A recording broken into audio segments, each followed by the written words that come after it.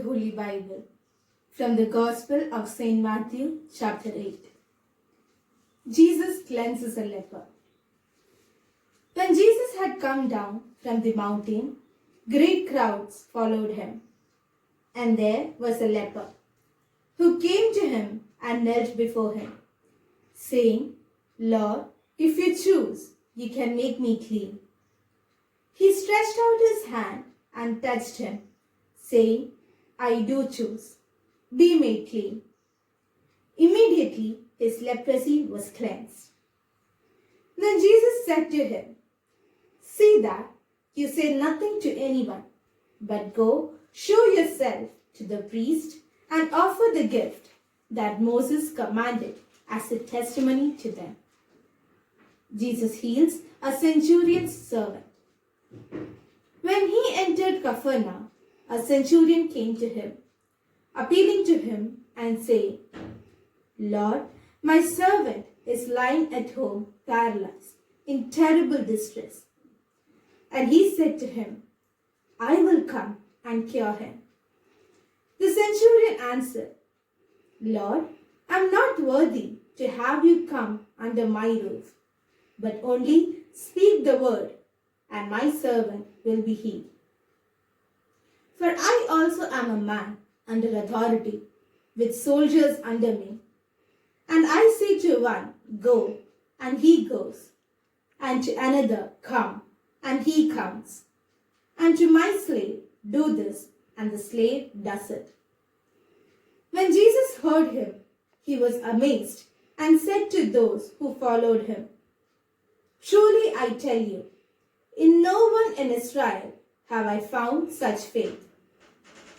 I tell you, many will come from east and west and will eat with Abraham, Isaac, and Jacob in the kingdom of heaven, while the heirs of the kingdom will be thrown into the outer darkness, where there will be weeping and gnashing of teeth." And to the centurion Jesus said, "Go, let it be done for you according to your faith." And the servant was healed in that hour. Jesus heals many at Peter's house. When Jesus entered Peter's house, he saw his mother-in-law lying in bed with a fever. He touched her hand, and the fever left her. And she got up and began to serve him. That evening they brought to him many who were possessed with demons, and he cast out the spirits with a word and cured all who were sick. This was to fulfill what had been spoken through the prophet Isaiah. "He took our infirmities and bore our diseases." Would-be followers of Jesus. Now, when Jesus saw great crowds around him, he gave orders to go over to the other side. A scribe then approached and said, "Teacher, I will follow you wherever you go." And Jesus said to him, "Foxes have holes, and the birds of the air have nests, but the Son of Man has nowhere to lay his head." Another of his disciples said to him, "Lord, first let me go and bury my father." But Jesus said to him, "Follow me and let the dead bury their own dead." Jesus stills the storm. And when he got into the boat, his disciples followed him. A windstorm arose on the sea, so great that the boat was being swamped by the waves. But he was asleep.